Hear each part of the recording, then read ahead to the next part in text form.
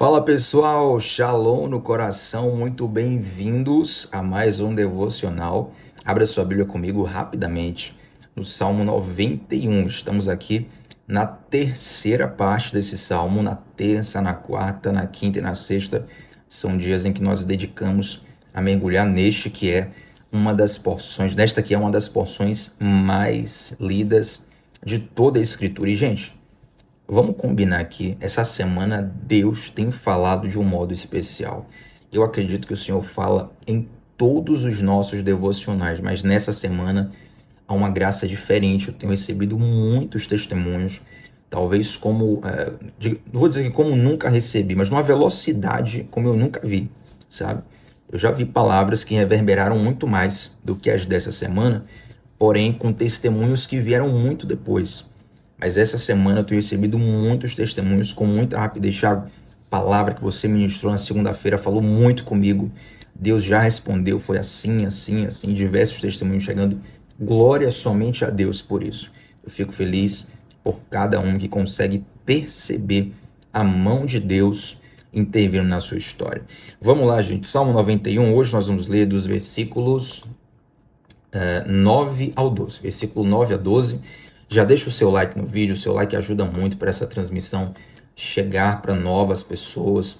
Então, se o devocional tem te abençoado, pode abençoar outras pessoas também. Seu like ajuda demais nisso. Olha o que diz. Porque tu, ó Senhor, versículo 9, porque tu, ó Senhor, és o meu refúgio, no Altíssimo fizeste a tua habitação. Nenhum mal te sucederá, nem praga alguma chegará à tua tenda, porque aos seus anjos dará ordem a teu respeito, para te guardarem em todos os teus caminhos. Eles te sustentarão nas suas mãos, para que não tropeces com o teu pé em pedra. Gente, a primeira coisa que eu quero meditar com vocês aqui é a palavra refúgio. Olha o que o salmista fala no versículo 9. O Senhor é o nosso refúgio. Se você der um Google rápido ou pesquisar num dicionário manual, você vai perceber que refúgio é um lugar para onde você foge, para onde você escapa, para onde você se protege quando todo o teu planejamento vai por água abaixo.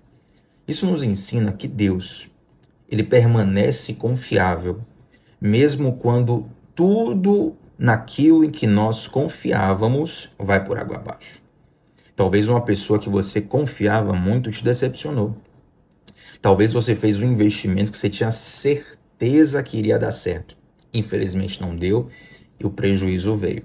Quem sabe algo aconteceu na sua vida que as estruturas da tua caminhada se abalaram. Você se viu sem chão. Porém, não há nenhuma situação no qual o nosso Deus seja abalado. O Senhor permanece inabalável. Eu lembro daquela passagem de Isaías capítulo 6, intitulada como O Chamado de Isaías. E ali Isaías fala assim, no ano em que morreu o rei Uzias.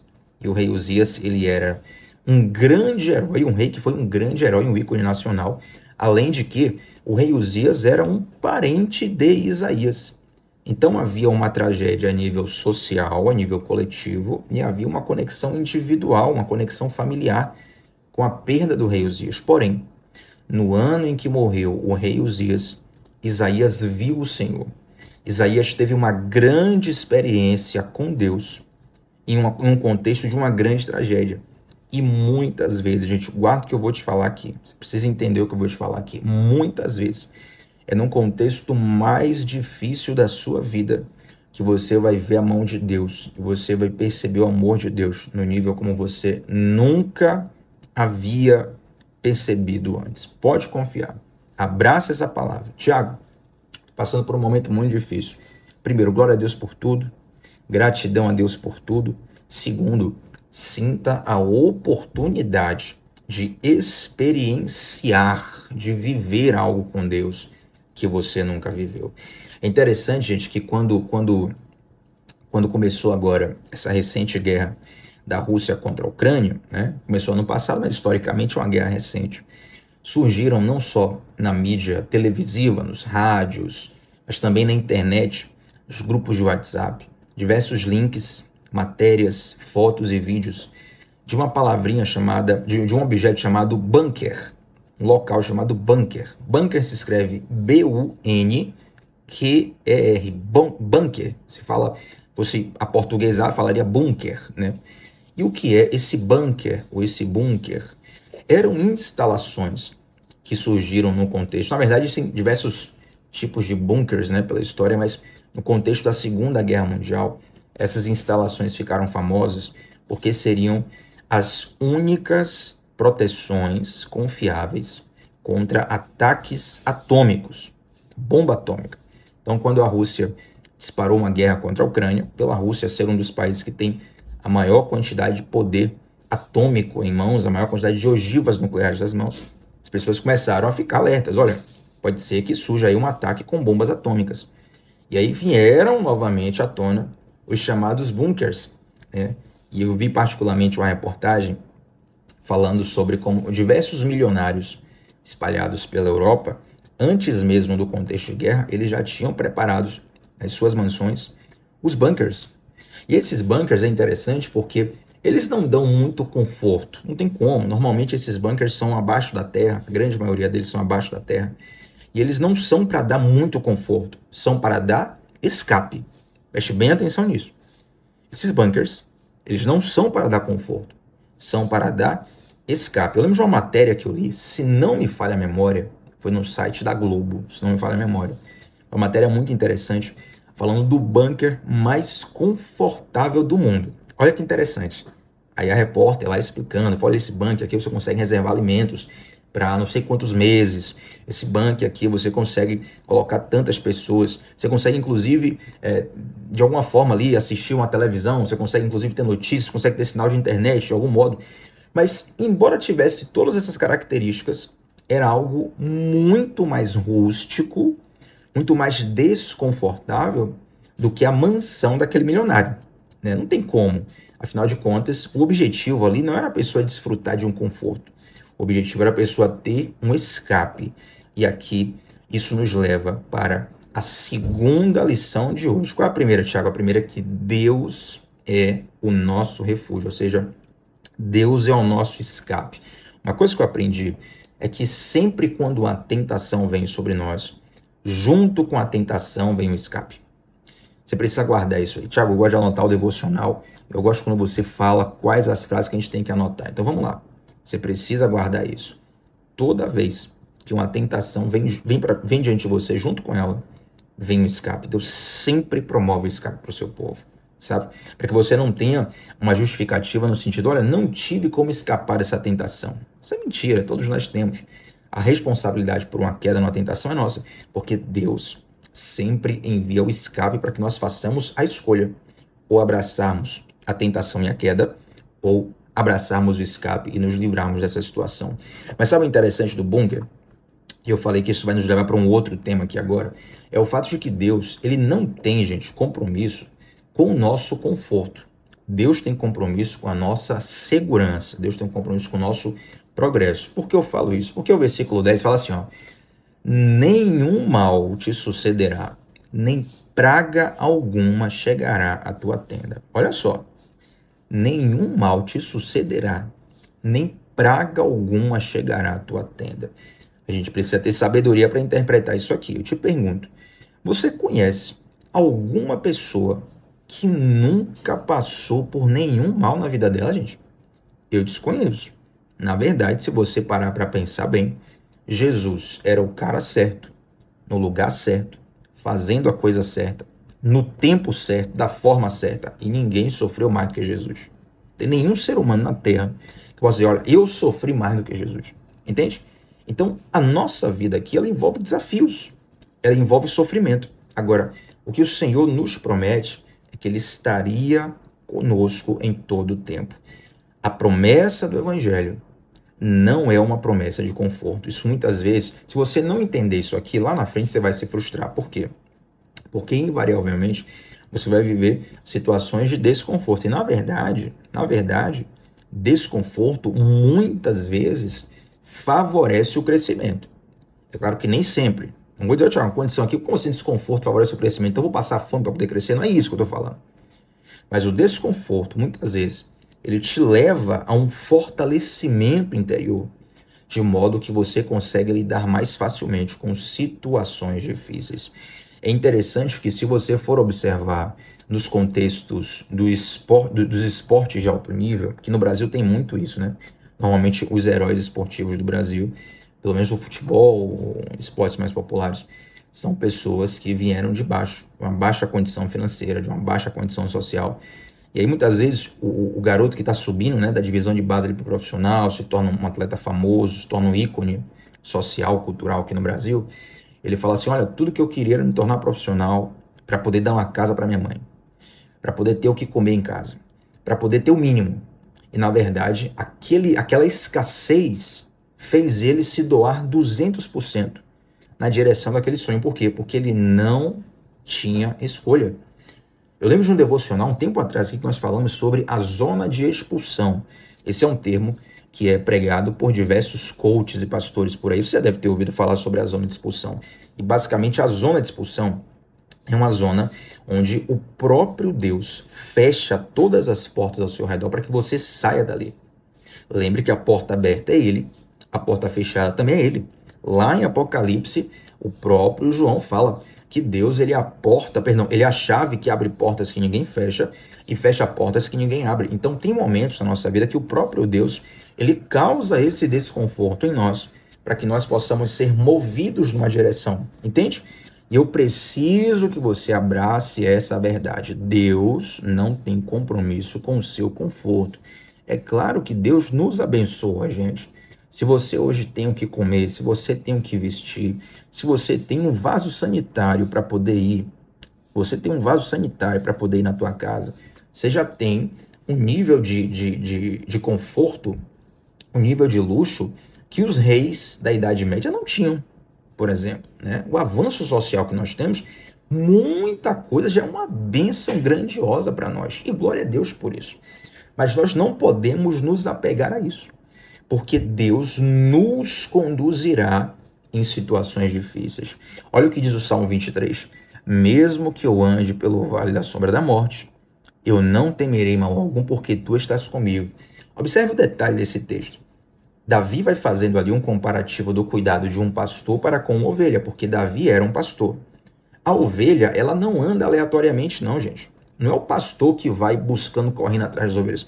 O pastor, ele conduz as ovelhas. Então, se a ovelha está passando por um lugar, é porque o pastor a conduziu por lá. Traduzindo, é o Senhor que nos coloca no vale da sombra da morte, muitas vezes. Mas, diante disso, você não precisa temer. Por quê? Porque o vale da sombra da morte que Deus te coloca, ele também te acompanha, ele te guarda, ele te protege. Ele é o nosso refúgio. Será que onde você estiver, você pode dizer agora, o Senhor é o meu refúgio? Eu quero fazer até esse exercício pedagógico com você. Se você estiver no chat comigo agora, coloca aí, o Senhor é o meu refúgio, para que isso fique guardado no seu coração, isso fique guardado na sua mente. Na verdade, isso possa guardar o teu coração e guardar a tua mente nessa verdade, de que o Senhor está contigo por onde quer que você ande. Então, essa promessa de nenhum mal te sucederá, praga alguma chegará à tua tenda, não é uma isenção de problemas. Deus não está te isentando de problemas. O que Deus nos promete é que Ele estará conosco diante de qualquer problema. Amém, gente? É interessante que o versículo 11, olha o que diz: porque aos seus anjos dará ordem a teu respeito para te guardarem em todos os teus caminhos. Eu lembro que na semana passada, toda quinta-feira a gente tem, nós estamos numa turma discipulada na nossa igreja, né? Não é toda quinta-feira, são 7 encontros, e nós estamos durante uma turma discipulada. Na semana passada nós falamos sobre o ministério dos anjos, falamos sobre anjos, demônios, mundo espiritual, guerra espiritual, batalha espiritual. E uma coisa interessante que nós falamos sobre os anjos na Bíblia é que nós não damos ordens aos anjos.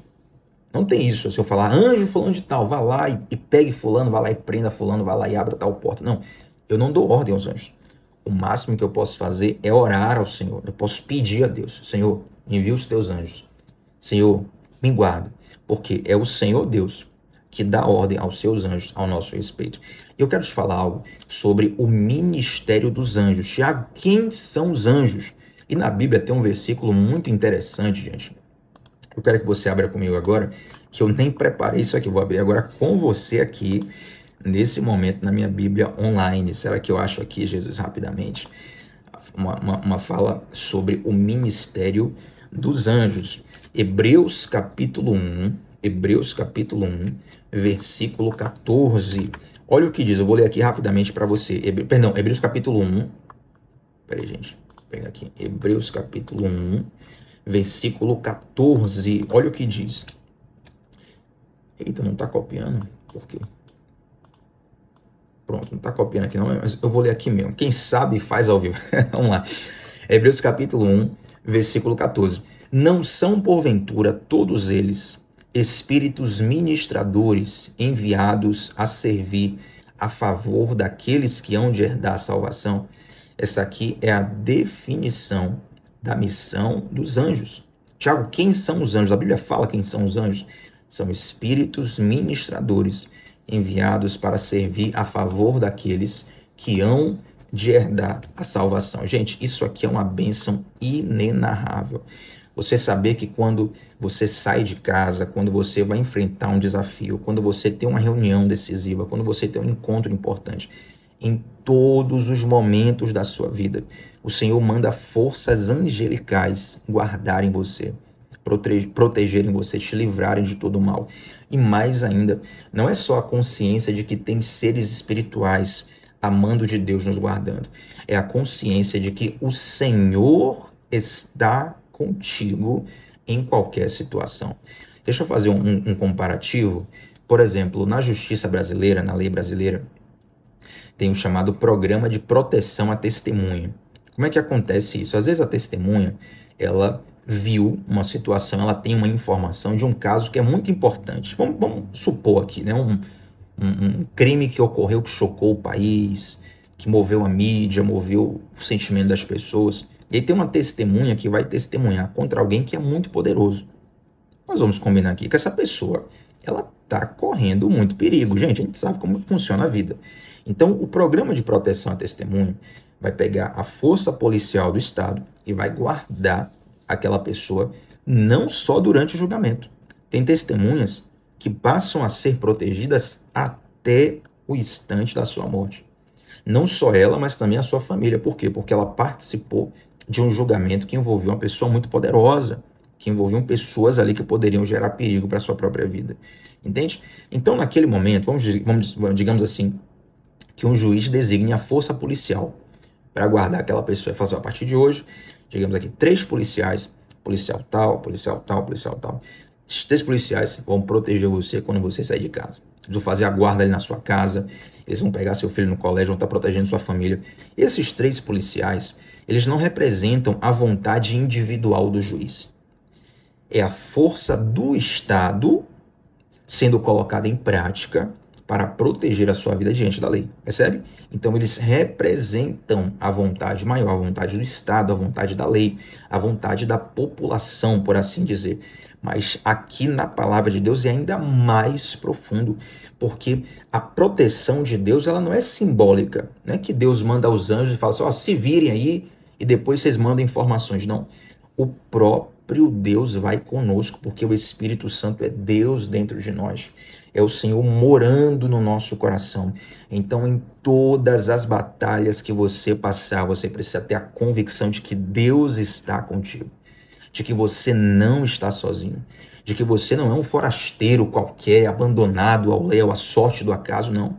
O Senhor Jesus se importa com tua causa e Ele vai te proteger, porque a palavra dele nos dá essa garantia. Gente, essa palavra é tão poderosa que aí você vai entendendo por que o Salmo 91 é um dos salmos mais lidos do mundo, né? Quando você lê essa palavra, a impressão que dá é que você está virando um super-herói, um super-homem, um herói dos quadrinhos, tamanha o nível de graça, de poder, de proteção que esse salmo nos propõe. E aí o versículo 12 diz assim, ele te sustentará nas suas mãos para que não tropeces com o teu pé em pedra. Deixa eu fechar para vocês explicando o significado disso aqui para a pessoa que escreveu, tá bom? Quem escreveu isso aqui, o Salmo 90, é um salmo de um guerreiro, tá? Alguém que está lidando constantemente com batalhas corporais, batalhas físicas, está lidando com o perigo da morte o tempo todo. Naquele tempo, não existia arma, pistola, no sentido de metralhadora, sabe? Eu tô aqui com a arma aqui, metralhadora que atira não sei quantos por segundo. Né? Não, que o exército tal inventou aí agora uma bomba de canhão, um tanque de guerra que atira a tal distância. Não tinha isso. O que tinha era um combate físico. Espada, escudo e uma briga física. Numa briga física, um tropeço pode ser a diferença entre a vida e a morte. Eu lembro de uma luta do Anderson Silva, que foi muito vista no mundo todo pelos fãs de MMA, onde o Anderson Silva enfrentou um cara chamado Chael Sonnen, um americano. Esse americano, rapaz, ele quase ganha do Anderson Silva numa luta. Primeira luta entre eles, Anderson Silva ganhou no finalzinho, tava perdendo a luta inteira. No finalzinho, Anderson Silva ganhou. Aí o pessoal ficou naquela coisa, né? Olha, na segunda luta, Chael Sonnen vai vencer. Na segunda luta, Chael Sonnen vai vencer. Interessante que na segunda luta, Chael Sonnen estava até indo bem. Aí, de repente, ele tentou dar um golpe. Ele tropeçou no octógono, no tatame. Ele tropeçou. Quando ele tropeçou, ele caiu. Interessante que eu lembro até agora da imagem. O rosto dele fica em pânico, assim, porque ele agora ficou numa posição de muita desvantagem. E ali ele perdeu a luta. Então, imagina você tá combatendo escudo e espada contra alguém. De repente, você tropeça. Você cai. Você fica numa grande desvantagem contra alguém que pode tirar a sua vida ali mesmo. Você está entendendo agora a profundidade disso aqui? Então, às vezes, a gente lê aqui só de uma forma poética, mas não, isso aqui pode ser a diferença entre a vida e a morte. Então, esse guerreiro, que também era poeta, que sabia dessa realidade, ele coloca aqui, ó, eles te sustentarão nas suas mãos, os teus anjos, os anjos do Senhor, eles te sustentarão na sua mão, para que não tropeces com o teu pé em pedra. Sabe o que é que isso ministra na minha e na sua vida? É que Deus está cuidando de nós nos mínimos detalhes, aleluia. Deus está cuidando de você nos mínimos detalhes. Receba isso. E eu quero orar com você nesse momento para nós fecharmos o devocional. Senhor Deus, te agradeço, Pai, por essa palavra. Eu creio que o Senhor é muito bom. O Senhor é fiel. O Senhor tem cuidado de nós nos mínimos detalhes. Eu oro, Deus, para que se porventura algum coração vacilante aqui me assistindo nesse momento, alguém que está com medo, alguém que está aflito, alguém que está com síndrome do pânico, alguém que está muito temeroso, não tem conseguido viver bem os últimos dias por conta desse medo. Eu oro para que a tua paz, a tua segurança venha inundar o coração dessa pessoa agora, em nome de Jesus. Visita cada um dos que estão orando comigo nesse momento, ouvindo o devocional, Pai, e faz a tua obra nos corações, em nome de Jesus, amém. Gente, like no vídeo, você sabe, o seu like é muito importante para que essa transmissão chegue a outras pessoas. Se inscreve aqui no canal, ativa o sininho das notificações, estamos juntos de segunda a sexta, às 7h30 da manhã, sem falta. Eu quero que você coloque aqui nos comentários qual foi a parte desse devocional que Deus mais falou contigo, tá bom? A gente se vê por aí, você me encontra também no Instagram, @tbatista8. Shalom no teu coração. Até a próxima, gente. Tchau, tchau.